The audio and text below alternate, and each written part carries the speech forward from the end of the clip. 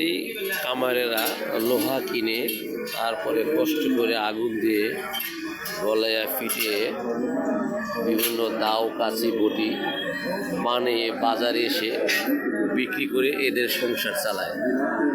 কঠোর পরিশ্রমের বিনিময়ে এদের সংসারটা চলে। এদের পূর্বপুরুষরা এগুলো করছে, এরাও এগুলা করে।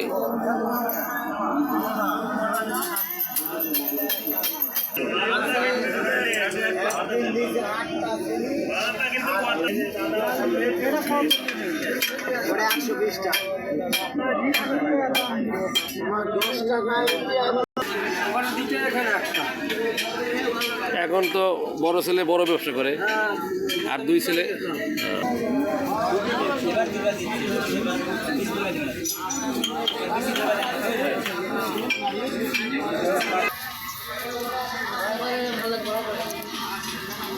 খাওয়া বন্ধ করো, ছবি তুলছে।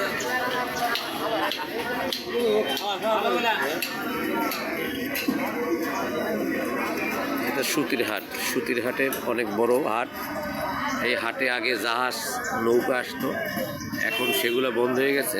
এখন গাড়ির পথ, ভ্যান, এদিকে বিভিন্ন জায়গা থেকে লোক এসে এই সুতির হাট করে সপ্তাহে 2 দিন।